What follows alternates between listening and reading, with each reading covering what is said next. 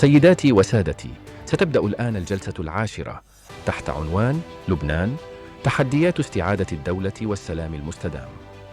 Ladies and gentlemen, panel 10 entitled Lebanon: Challenges of Regaining the State and Sustainable Peace will start now.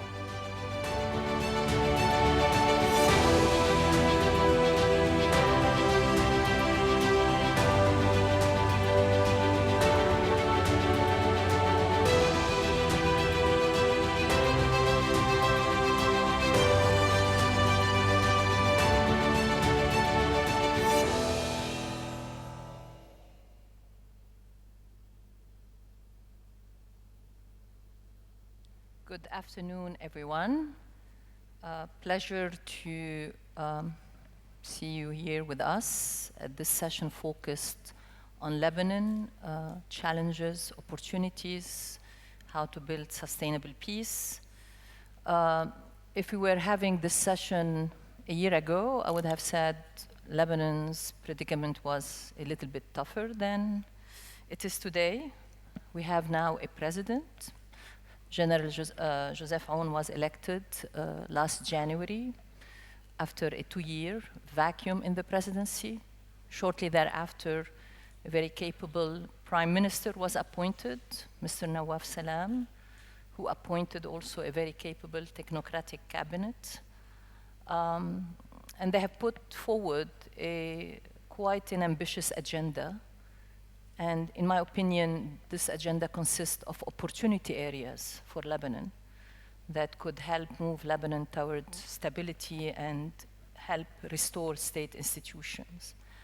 And these opportunities areas revolve around economic reforms, around the state taking control of the decision of war and peace, as well as including taking control over all weapons and means of violence held by all militias and non-state armed actors, including Hezbollah, Palestinian militias, and others, and improving and normalizing a healthy Lebanese-Syrian relationship going forward after a period of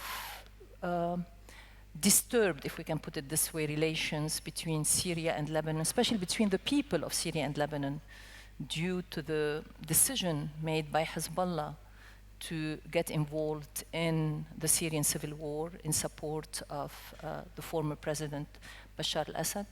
And then there is also an opportunity area around stabilizing the border between Lebanon and Israel.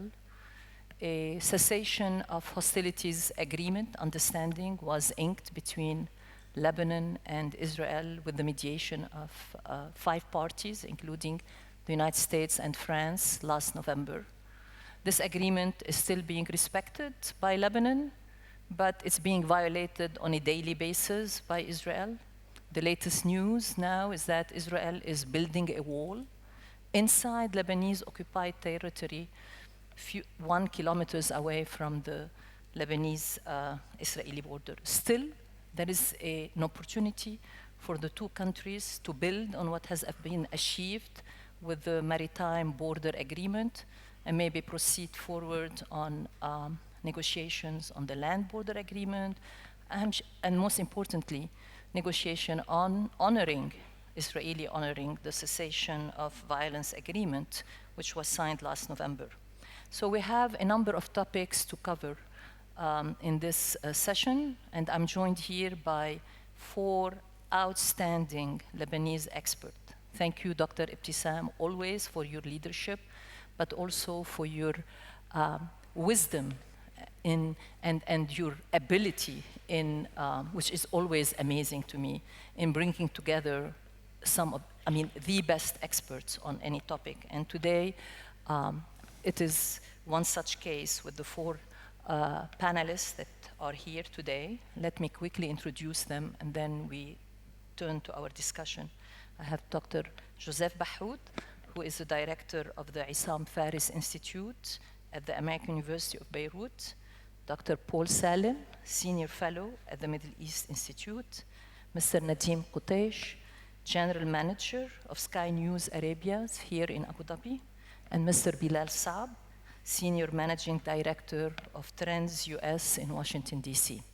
So the first question I would like to ask is about these first opportunity areas and where we are on this issue, which is economic reforms. Paul, where are we on the economic reforms in terms of actions by the cabinet? The IMF is saying there has been very limited progress taken by the cabinet in the last 9 months on this topic. So where are we, what kind of progress, and what have been the obstacles in moving forward on this file? Thank you, Randa. This economic collapse dates back to 2019, just to update people, and it was the result of decades of deficit financing and a kind of Ponzi scheme. People putting their money in private banks lending it to the central bank supporting deficit spending in the state, all sustained by high interest rates. This all came crashing down in 2019. This led to a loss of approximately $70 billion of assets in an economy whose GDP today is hard to estimate, but maybe 40 billion, 50 billion at most. So this is a huge amount of money. The banks are all in effect bankrupt, but they have not been declared bankrupt. They continue to exist, but are unable to do normal banking procedures. Lebanon also defaulted on its foreign debt, which affects its ability to continue in foreign lending markets, and the economy has been in a very, very difficult condition. The government that came to power in February, one of its priorities is to try to address this issue and to institute the needed reforms to bring the banking sector back into business and get the economy going again. There were 3 laws that had to be instituted. One was a law that was passed earlier this year about banking secrecy and the ability of auditors to come in and audit the banks in order to see exactly what has happened and how to account for all of these losses and to move forward. A second is a framing law for bank restructuring. What are the principles to restructure these many banks in Lebanon? Those 2 have been passed. They're not perfect. There's issues with them. The IMF is not completely happy. They might still be adjusted. The third and most important law is the one that is currently being prepared by the government and the central bank, which is generally referred to as the GAP law. It is the law which is to provide the principles of how to apportion the cost of this 70 billion. How will it be borne? Who will bear the losses between the state itself, the central bank, the private banks, and depositors? It has been, there was obviously wishes that this would have been done quicker and sooner. One reason that it was, a delay did happen is you did need the other 2 laws to go first. Secondly, very importantly, you needed a new governor of the central bank. The old one, Riyad Salami, disgraced, in jail for a while, then released. And it took a while to agree and to bring forward a new central bank governor. And then the central bank needed time. The new governor, because the central bank is the one that supervises the banks and has the data on the banks. It's not the Ministry of Economy or the Ministry of Finance. So it took a while for the new central bank governor to have enough information to sit down with the Minister of Finance and Minister of Economy and begin crafting a proposed draft law. The draft law, obviously, this GAP law will affect everybody. It affects the common citizen, it affects the richer classes, it affects all the banks, it affects the state and the central bank. So in a way, unlike the issue of Hezbollah, which is very big, but it's very narrow, it's one group, the GAP law and the whole economic and banking restructuring affects the entire country. So it's politically complex, there's no doubt. There's a lot of money from the banks that is being used to buy off media, to buy off members of parliament. So money in politics is also being very influential to buy off influence in Washington, D.C., and in Paris, and many other places. To cut a long story short, I met with the Minister of Economy a couple of days ago in Beirut. The draft law is likely to come out of the government sometime in December, and to be sent to Parliament, where it will probably take a long time. The draft law, the details haven't been worked out, but some of the main points about it. One is that about 85% of accounts are at the $100,000 level. All of those will be paid back in full over 4 years. That seems to be agreed. Above the 100,000, the mechanism is to give bonds, 15-year bonds, to be repaid in full after 15 years. But those bonds, hopefully, the government hopes, will have an immediate market value. So you could sell your bond maybe at 50% or 40% today, or when you get it in a year or so. They also hope to remove about maybe 20 billion from the 70 billion account once the audits are complete, figuring that some of those are drug money, terrorist money, money laundering. So those will obviously not be repaid. They will be scratched. And they're also looking at deposits, large depositors who made enormous amounts of money on the extremely high interest rates over many years. They are saying, we'll give you back your principal, but we will not give you back all of the enormous interest that you made over the last few years. So they're hoping the 70 billion goes down to 50 or 45 billion. They pay off all of the 100,000 accounts, which is 85% of depositors in the country, which is great. Over 4 years, that's about 12, 13 billion. And then the rest is in bonds. The bonds are paid against assets of the central bank, of the private banks, or of the central bank essentially, and the government. And those assets are many, including gold assets, which will not be sold, but the bonds are given against that guarantee, quote unquote. So that's where we are. It's not an unreasonable place to be.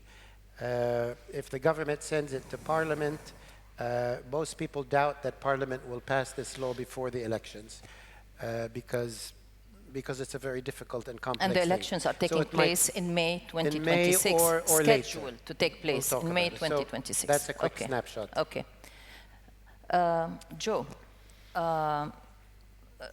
Paul brought the issue of Hezbollah, and before getting into the issue of the LAF, the Lebanese Armed Forces, and taking possession of weapons, establishing sovereignty, where are the politics around these, the domestic politics right now, around these two big issues, meaning economic reforms and the disarmament issue, especially from Hezbollah's side? Probably I'm the 25th person to thank Dr. Ibtisam during these 2 days, but this doesn't change anything to the sincerity of my gratitude, Dr. Ibtisam. Thank you, and congrats for this very impressive conference. As you said, Randa and Paul laid it out, there are two main challenges on the table of this new power structure, I would call it this way. That is, by the way, and it's an important footnote, a direct result of the war, of the 2 years war that we have lived, and this has something to do with the way they have to solve things. One is the huge question of not only the technicalities of deposits and etc., but reconstructing a real economy in Lebanon after maybe 20 years of something abnormal, and Paul laid out the details. On that note, maybe I will add a political economy note and an explanation on the let's say, the power play about that or around that. What probably impedes the progress that has been slow, and we have to admit it, on that front, is mainly the persistence of the very strong, let's say, economic, oligarchic interests of what we can call in Lebanon, and I'm sorry if I'm rude, a sort of political financial mafia holding the country for now decades.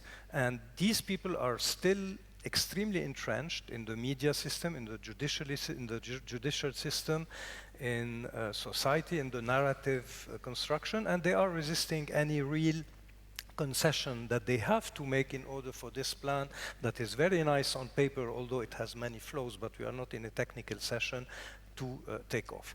Now, the second huge challenge is the one that has to do with putting an end to the result of the war of last 2 years, meaning deploying the army, fully implementing 1701, fulfilling the conditions of the cessation of hostility agreement of November 24, but more than only, as you mentioned, Randa, in your introduction, more than addressing Hezbollah and the malaise that Hezbollah has instilled in the society with its participation in the Syria war and etc., it's also putting an end to another abnormality, like the financial one, which is this coexistence between two armed structures in the country, and behind it, and I will come to that, the question of, let's say, the Shia community and its place in the political system in Lebanon. That is something that has been opened since probably 2005 with the assassination of late Prime Minister Rafiq Hariri. This is the challenge. It's much bigger than only collecting weapons, deploying the army in the south, etc. Therefore, I think that, let me put a caveat here, and very humbly and modestly, I think, and I'm convinced, and I'm probably right, that no one knows exactly today what is Hezbollah. Not, I mean, physically and etc. But what is their thinking? What's the mindset? Who's taking the decision? Who's calling the shot? What happened after the death of Hassan Nasrallah, of Sayyid Hassan Nasrallah? No one knows exactly what is inside that black box. And this is, I think, partly the reason why there is some miscommunication, misunderstanding, mishaps in this process of disarmament. If one has to, let's say, speculate on that, because we all see people close to Hezbollah or from Hezbollah, but of course, no one of them is the full truth, let's say.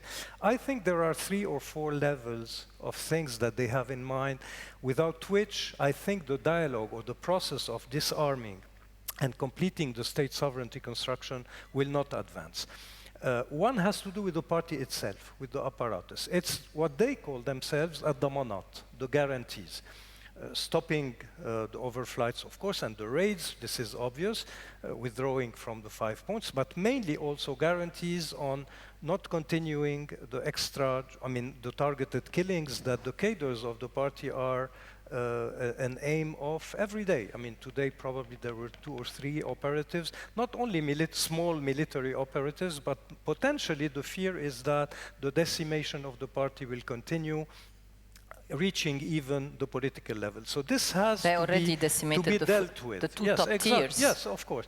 This has to be dealt with. There is another part, and here I'm complicating things, because this issue not only entails Lebanon, government and Hezbollah. It has to do with, of course, Iran, and I'll mention it, but a new factor has entered the equation, which is Syria. We had a panel on Syria. Correct. Today, probably, and more than probably, in Hezbollah's mind, the phobia is coming more from what could come from Syria than what could come from Israel.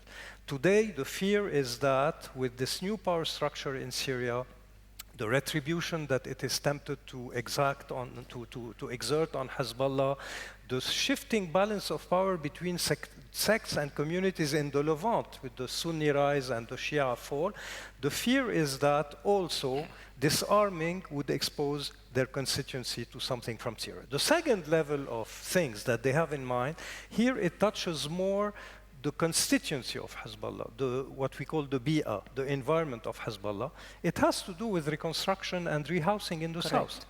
You have today 32 villages that are completely bulldozed in the south. There's no economic activity, no civilian activity. You can't even enter south of the Litani with your car without a permission and etc. And without that, and I know that the government, because also we talk to ministers and to the prime minister, they find excuses. We don't have money, we need the financing. To have the financing, we need to fulfill the disarmament, etc. It's a sort of vicious circle. But the people in the south and around Hezbollah, if you have to disentangle them from the party in order to gain them towards the Lebanese government and state, the idea of the state, they need to see metaphorically, but also really, the color of money. They need to see infrastructure, housing, rebuilding projects, etc., etc. which is not happening. The third level has to do with the Shia community, be it Hezbollah or not. And let's be frank, for most of the Shia, of course, we don't have figures and it's impossible to completely state categorically, but for most of them, the issue of weapons is somewhere, somehow, a tit for tat for renegotiating the place of the community and its role and its power within a country that is in flux and within a region that is in flux. Meaning that at one point, and some MPs had the courage to say it, for example, Sami Jmail, who's very anti-Hezbollah, who said at one point, we will have to renegotiate something around the Taif agreement. This is maybe a change within the Taif agreement, but something has to be discussed, and no one today in Lebanon, in the political structure, had the guts or the courage to do it because of many things. The fourth factor, very quickly, has to do with Iran, obviously. I think that, and we had a panel on Iran that said it implicitly, as long as there's no regional negotiation on a new regional architecture, or as long as the Iranian regime is here, because maybe this could be solved by saying, okay, let the Iranian regime disappear and Hezbollah, the issue of Hezbollah will be solved, maybe one day. But as long as this is not happening, and as long as Iran is still negotiating also its place in the regional architecture, it will not squander easily the card of Hezbollah, whatever the value exactly, militarily, technically, concretely of the weapons and the technicalities of that. But this is a political issue for them, like the investment they are doing in Iraq, like the investment they are doing in Yemen, exactly the same in Lebanon, but probably enhanced, because they consider that the battle has not ended, as Paul have said this morning.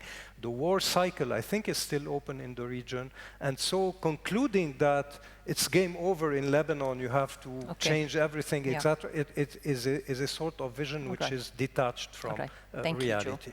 Nadim, so you are here based, right? And so how is the Gulf region, especially UAE, Saudi Arabia, how do you think they are looking at the pace of progress in Lebanon? And how are they looking at, there is this feeling, at least in Lebanon, that there was initially some hope, some support, and now it's a little bit receding, because the perception is that maybe the pace of progress is not fast enough, people are dodging the major issues, whatever. So I would like to hear your take on this, please. Thank you so much for this opportunity and for the question. I think your question ties to a fact that Lebanon is missing on the cultural change taking place in the region, and still reading in old books when it comes to what constitutes support, what constitutes investment, what constitutes value for countries that are basically thinking day in, day out, 24/7 on how to future-proof their economies after the oil. Thinking of AI, data centers, integrating within global trade schemes.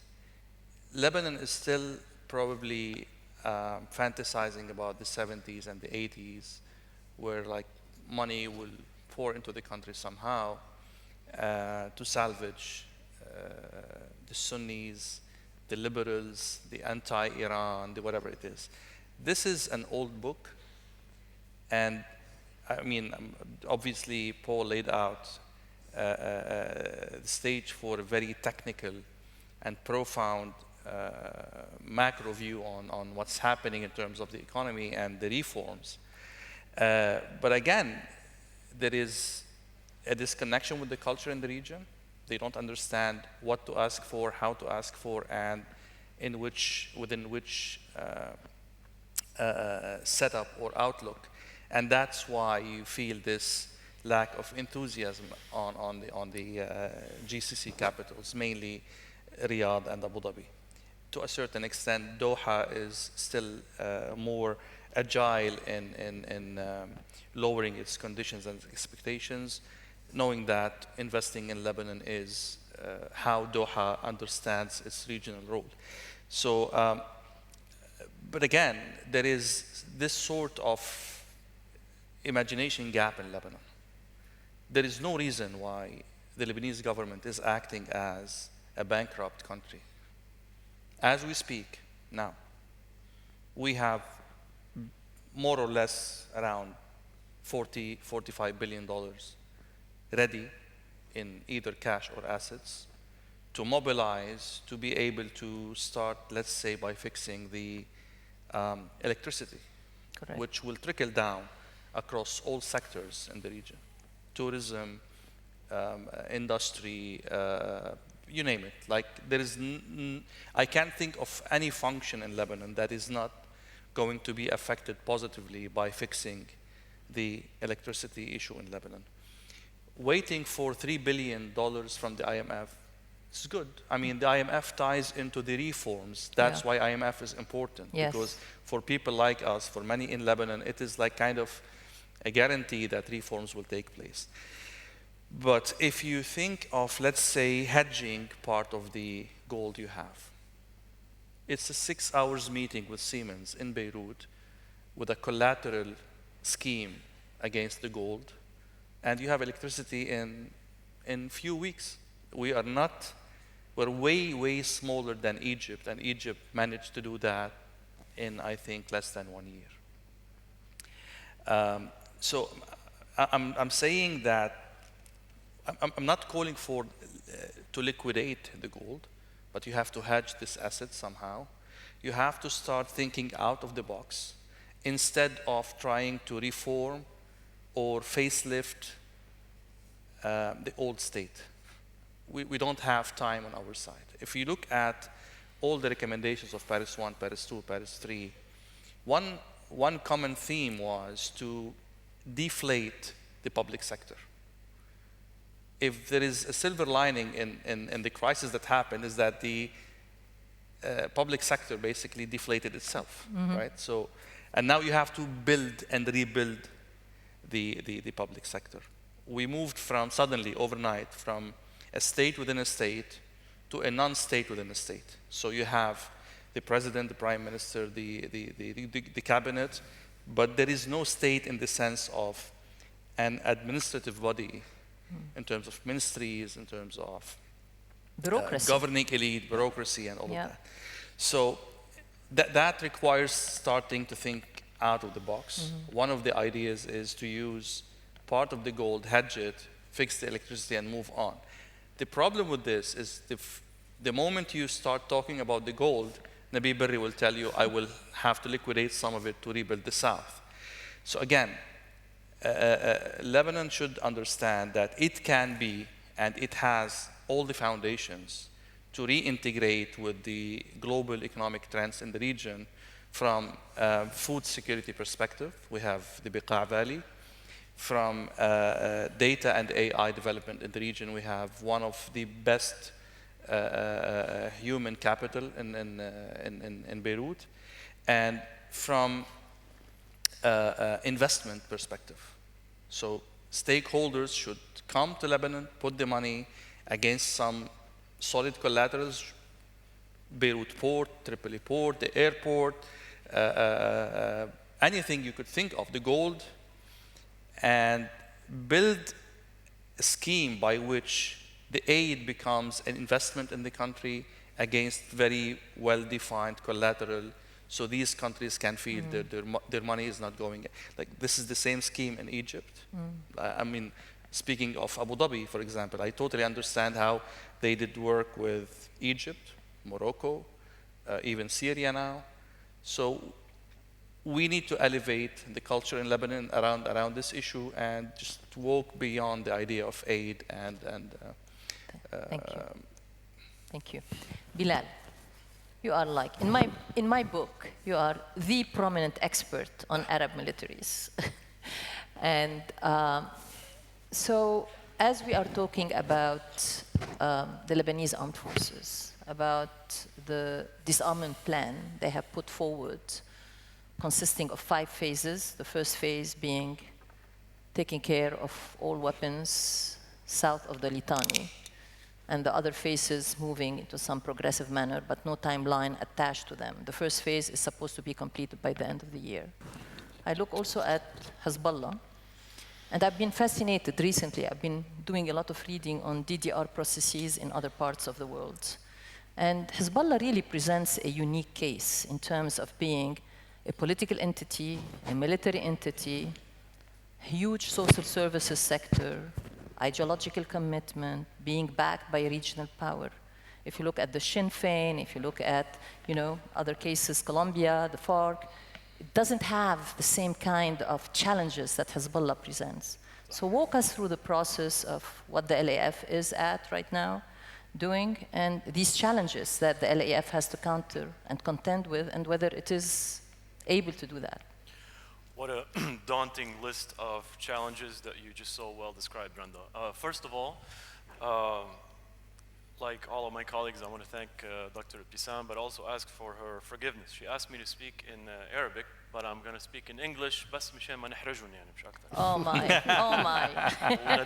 ونديم قال لي بده يحكي بالعربي بتضحك علي. That was the trap, but you managed to get out of it.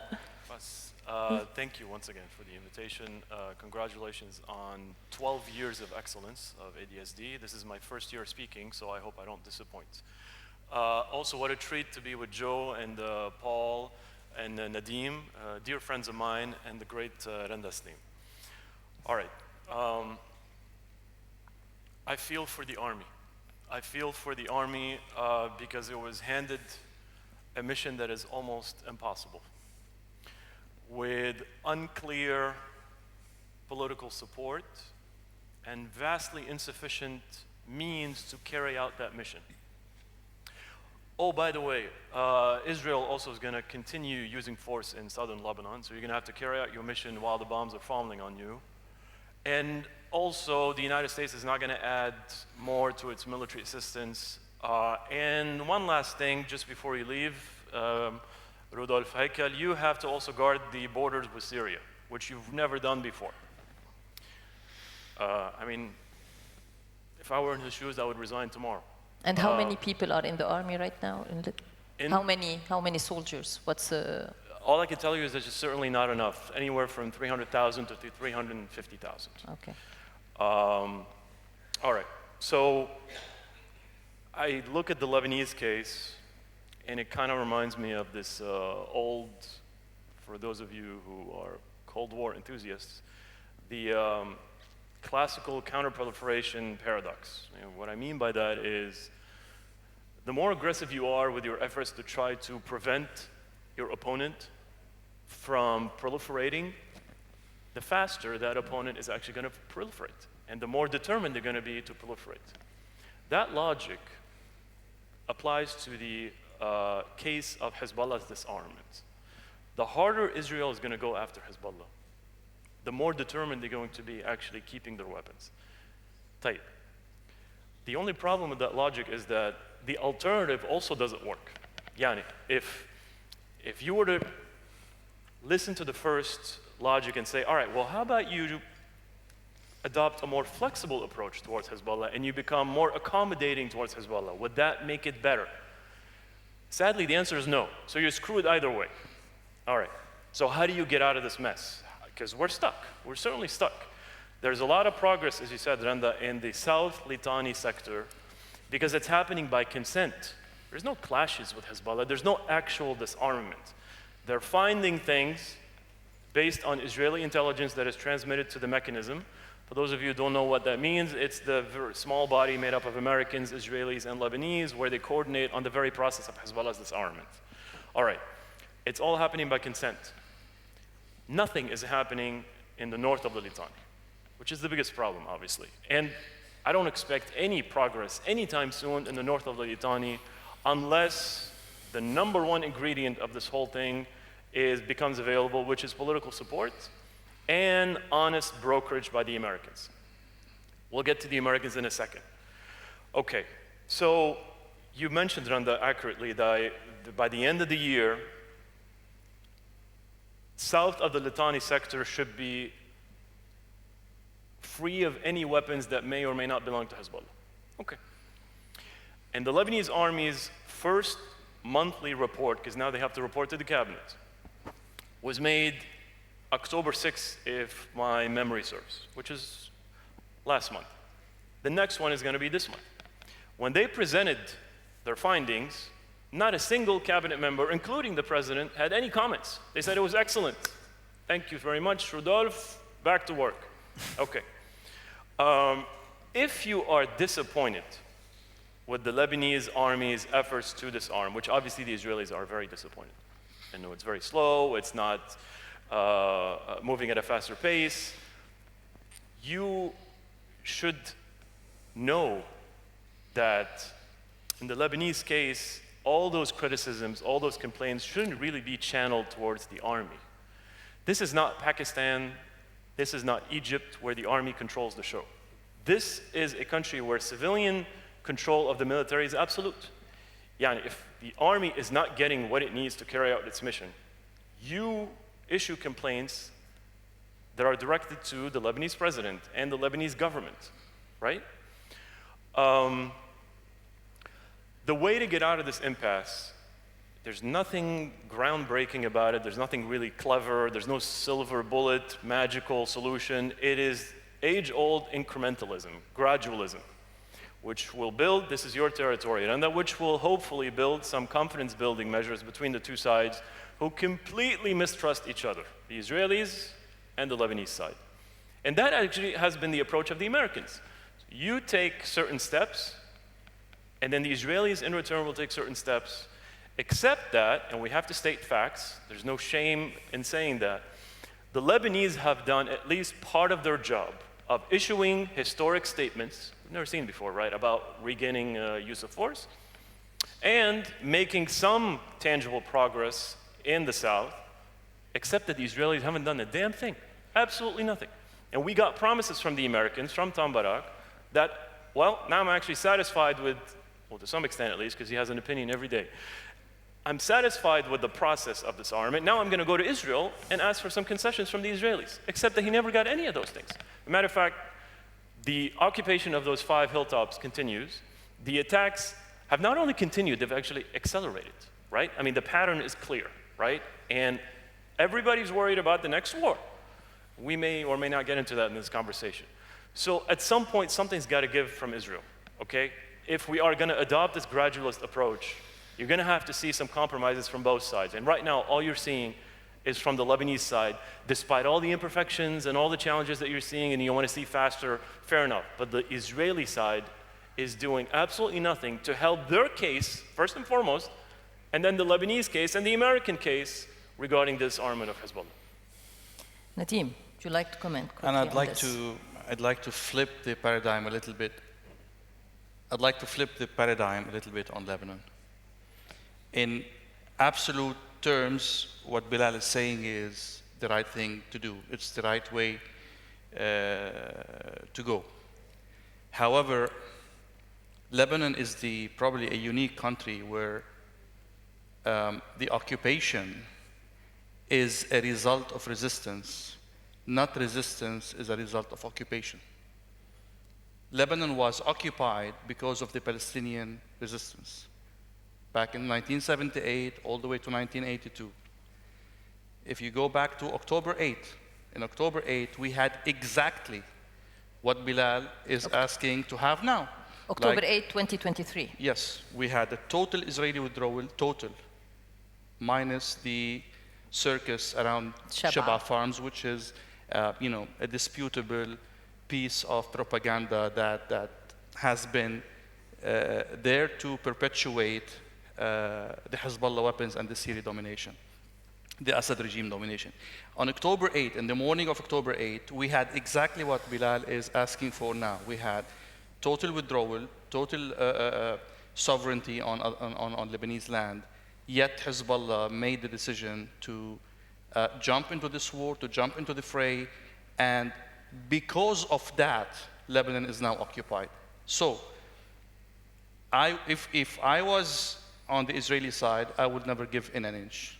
And the 5 points will become 10, and the 10 will become 20, and the 20 will become 40, all the way till they reach probably Saida or even Damour or even Beirut. Unfortunately, that's what is brewing. Unless we are honest with ourselves and honest with the world, the Lebanon issue will be fixed in 2 hours. Nothing. There is a party, a militia that occupied some sort of a national role against the will of majority of Lebanese, and it was defeated. Done. This is a shop that should be closed. Hezbollah is a bankrupt shop that should be closed, period. Take Hezbollah out, and I personally guarantee you, that I will get every single Israeli soldier out of Lebanon. However, what Lebanon is presenting to the world, what Hezbollah is presenting to the world, what happened at the Rawshi rock in Beirut. Imagine that Hezbollah, that the Israelis withdrew from 1 or 2 or 5 of these hills that they occupy, and each of them overlooks one of the settlements in northern Israel. Do you guarantee as a Lebanese state that Hezbollah will not go and put a flag over there? Like just a symbolic act of defiance and resilience. The So if social they fabric. put the Lebanese flag, is it okay? It should be okay. Yeah. But I mean, if you are demonstrating 40,000 Mehdi soldiers in Beirut Sports City, whatever you call it,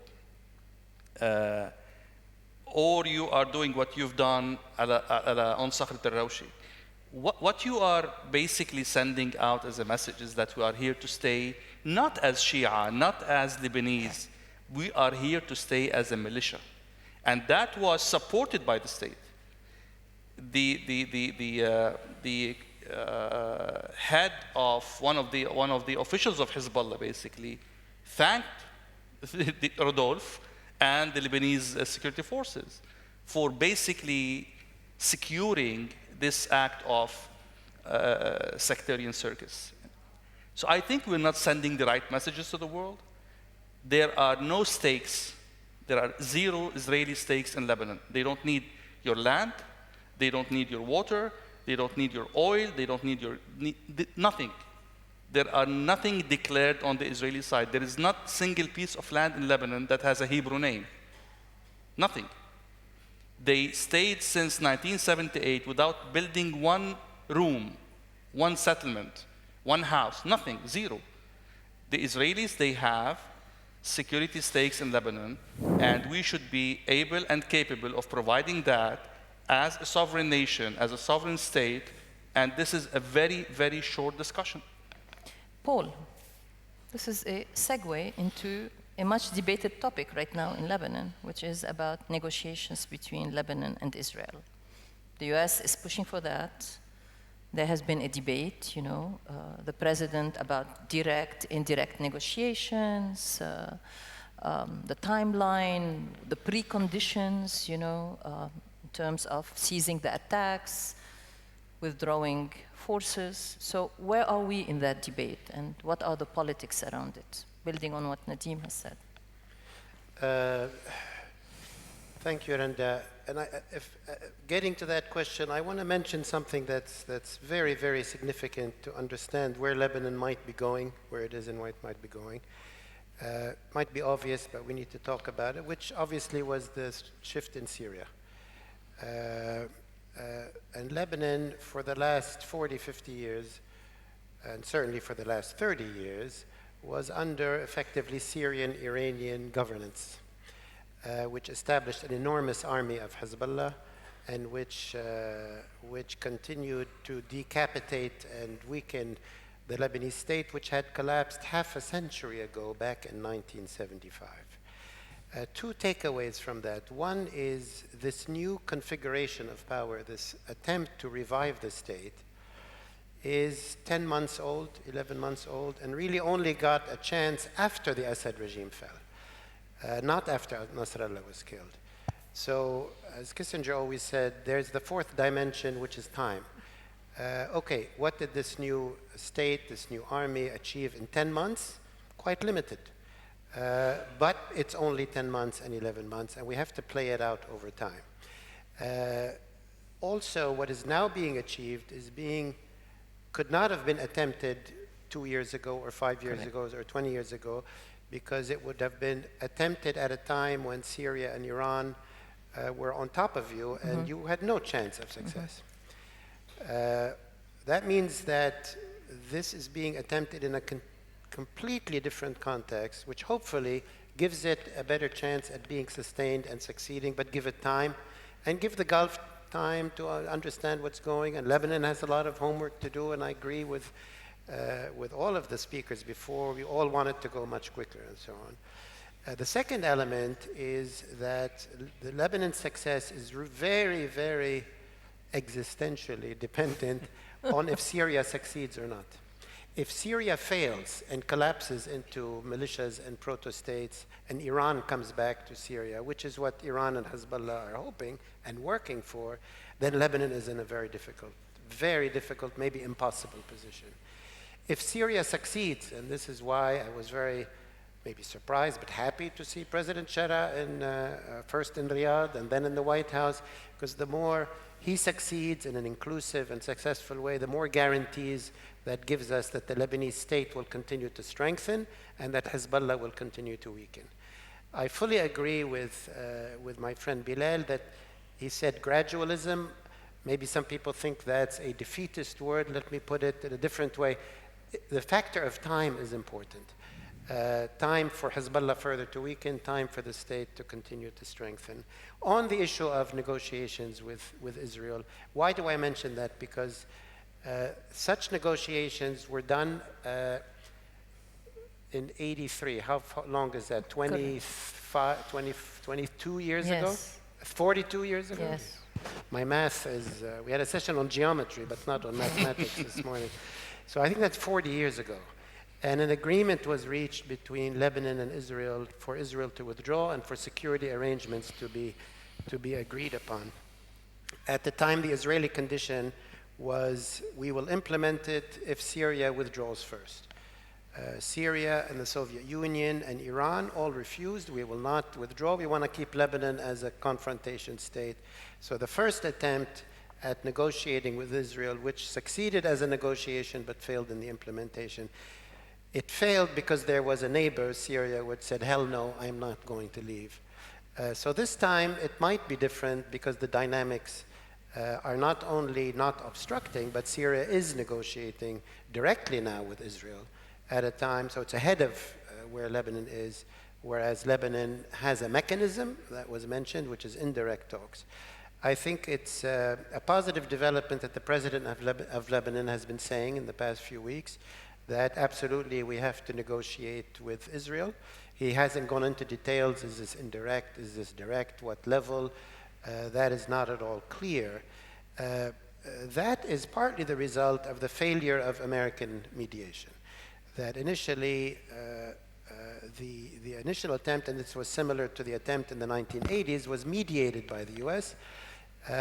In the latest attempts of American mediation, the American mediators would go to Israel and come back and say, sorry, there's nothing we can do. And Tom Barak in Manama last week said, I don't know, we can't do anything. Good luck, go talk to the Israelis. So the president and I think the government is concluding that while they would prefer to mediate with the Americans, unless Donald Trump gets involved directly, Bibi Netanyahu does not answer to any of the mediators. I do think that the Israelis, the policy in Lebanon is contradictory, that they definitely they want to weaken Hezbollah, and we get that, I understand. What they are doing is weakening Hezbollah and weakening the Lebanese state all at the same time. And those are contradictory goals. At the end of the day, the Lebanese want to restore their state sovereignty. They want Hezbollah not to be a factor of any significance. They want it disarmed, and they want it marginalized as a group, as an armed group, but it's welcome to be a political party and do all of that politically. And the Lebanese army is doing an intensive job, but with very few means, and it's just reorganizing itself after paralysis of many, many decades. and I think they're doing, they can do a good job and do more. But what's required from Israel is to signal to the Lebanese government and to the Lebanese population, particularly the population of the south, that if you go with the state and with the Lebanese army and with the choice of diplomacy, you will get results. Exactly. The signal now is diplomacy will get you nothing, the state will get you nothing, we will continue to occupy and attack, and that's, even from an Israeli perspective, very counterproductive. Totally agree with you. Joe, another file or negotiation file that's now unfolding is the Lebanese-Syria negotiations. And it took a while to launch it. I think partly because of the sensitivities due to the involvement of Hezbollah in the Syrian civil war. Now it has been launched. There is a committee. There have been visits, between the two countries. Where are we in this process? Okay, just one footnote on what Paul said. On the historical examples of negotiations, there's a tiny episode that is interesting, which is the maritime border delimitation. And that worked because of a heavy American involvement. And Hochstein because of heavy US mediation. Yes. And I think this administration should take example on that or take some inspiration. And I think something is reachable on that level. At the eve of October 7, I know that the negotiations on the blue line were advancing very fast. There was one contentious point, which is the B1, without entering into details, but things were progressing, and I think this thread should be revived again. In fact, there are only 3 points, 3 points of dispute on the land border. Just 3 points. Syria.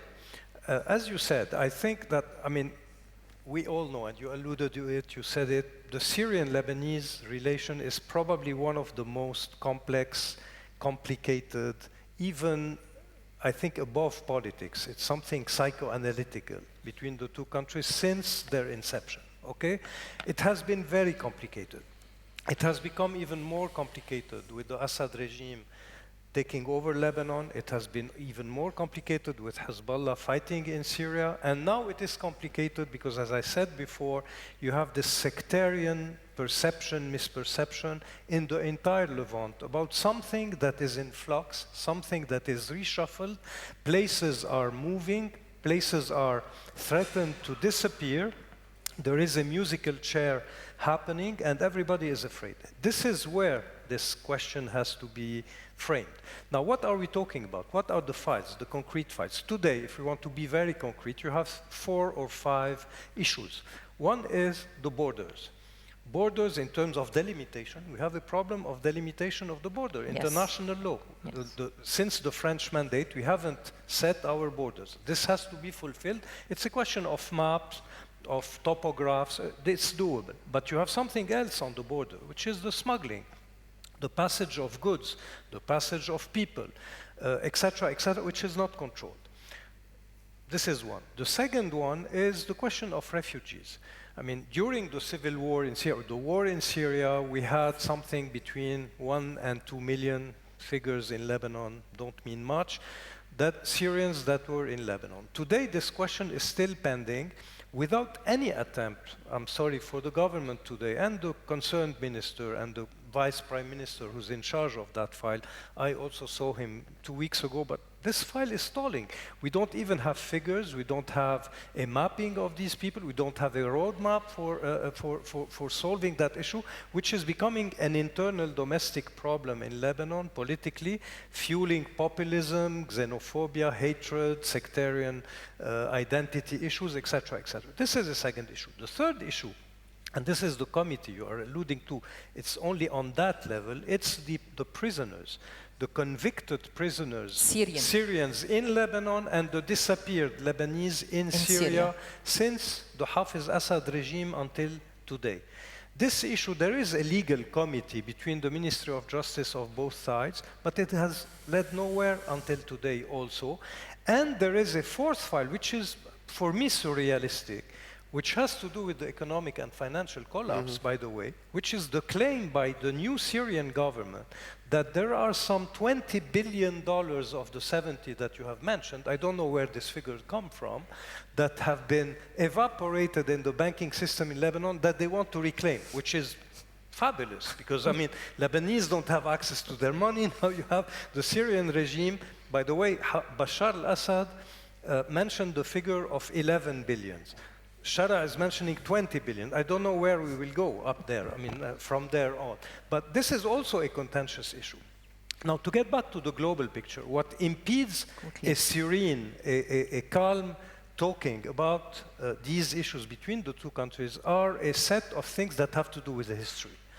Misperception between the two countries, the two governments, the two states, and the two societies. Yes. A lot of Lebanese still consider or feel that when they talk to Syria, they talk to the old Syria, and a lot of Syrians consider still that Lebanon is a sort of anecdotal accident of history, etc., etc. Second, you have the legacy of the last 15 years. I'll be very crude and frank and blunt. The President of the Republic, who's in charge of this fight, is the former Commander-in-Chief of the Army. I wouldn't say that I heard that from him, but almost. You are asking from this person to sit with a president in Syria who 2 years ago was fighting at the head of Hayat Tahrir al-Sham at the border with Lebanon and killing Lebanese soldiers. Yeah. So it's a bit complicated. You need to have a sort of mediation here. And then you have the argument, and I heard it from the LAF, from the Lebanese military, that when we talk about something concrete with the Syrian new power structure, they tell us, yes, but you know, we don't control everything. We don't control all our factions. These people who are deployed at the borders, we need to take them into consideration. They have a sort of leeway and etc. And this is something that, real or not, is overplayed by the Syrian regime in order not to reciprocate demands from Lebanon. To conclude on that, an anecdote which is not an anecdote, I understood lately that every time Lebanon has to obtain something from Syria seriously, it has to go through Riyadh and ask for the intervention of Prince Yazid bin Farhan in order to call the Syrian party, in order for them to answer the Lebanese on any of these 4 files that I mentioned. This is unhealthy. The two countries should take this frontally, create a political committee, not a technical committee, a summit between the two presidents at the border, a little bit like Fuad Shab and Gamal Abdel Nasser, and solve the issue historically and fundamentally. Thank you. Yeah. What? We don't have time for question? Okay. So, what? Oh, okay. We have to move to the other side. We still have 3 minutes. We still have 3 Huh? On the left. Okay. Yalla. True. The question to you, where, so you answered the last question. So what is next now? What is next? Yeah. Okay. You know, on the one hand, you got to recognize that we have a massive opportunity provided by the Americans to really help the country and to use President Trump's term, make it great again. Okay? All right, it's offered on a golden platter. The problem is that the Americans have little patience for the details of Lebanon. And those details happen to matter. Okay? For a while, we've had musical chairs in terms of who is actually handling the Lebanon file. I think sort of things have stabilized now, and we know who is actually dealing with Lebanon. But if you were to ask me to give advice to our colleagues in Washington, and how do you actually, can you be a little bit more helpful towards the Lebanese, is by using the one and only and most important entry point in my book, which is assisting the Lebanese army and actually overhauling the entire military assistance program to the army. Because without physically being able to pursue the mission of disarmament, this whole thing is theoretical, right? So we can't continue to wait for the political climate to be perfect for these guys to actually accomplish their mission. Actually get them ready to do it so that when the time comes, they can actually perform it and deploy along the borders in Syria and still continue the mission of civil peace and so on and so forth. It doesn't take a whole lot for Washington to do that, except that they haven't done it yet. I don't understand why. It doesn't cost a whole lot of money. You can copy-paste the model that we have with Jordan, which works beautifully, by the way, in terms of upping the capabilities of the army, in terms of ISR and rapid deployment and so on and so forth. But for whatever reason, Every time I talk to CENTCOM, every time I talk to my colleagues in the Pentagon, former colleagues, about why we don't completely overhaul the military assistance program to Lebanon so it could meet its historic responsibilities, which it's never done before, you get crickets. There's no answer. Quick question. Is there a united voice on this issue inside the United States? CENTCOM is incredibly excited about investing more and more in a Lebanese military that would become its partner. But its civilian colleagues in the Pentagon just don't see an urgency in that. And of course, there's the Israeli, obviously, point of view, which always can be constraining. Quick commentary, quick. Anybody? Would you like Nadim? I'll jump into something. Quickly. Lebanon is a country, and that's what scares me. Lebanon is a country that has always punished courage, but did not punish failure. This created a cultural game in Lebanon that people try to kick the can down the road, try to prolong and extend and overcomplicate simple issues, because they know that by not doing anything, even if they failed, they are safe. But by thinking out of the box, they are endangered. And Joe mentioned Anwar, Abdel Nasser and Shab. I think the example that we need to draw is Sadat. Lebanon needs a Sadat moment, someone to talk directly to the Israelis to say, these are the issues we disagree on, what are the solutions, period. As long as we are treating Hezbollah as a non-problem or tier 2 or tier 3 or a related problem, no. Hezbollah is a shop that is bankrupt, and that should be the narrative of the Lebanese state. And I don't see that this is the narrative so far. Paul, No, final words? I pass. All right, then. Thank you. Thank you very much.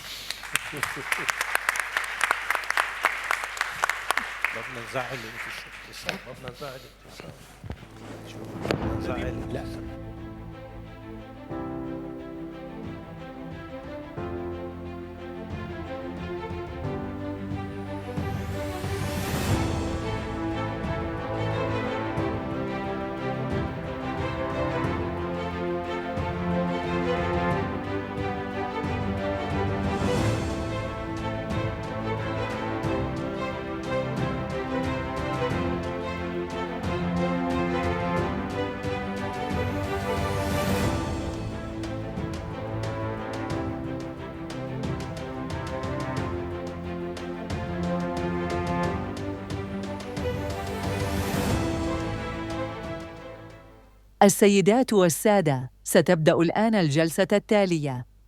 Ladies and gentlemen, the next panel will begin now.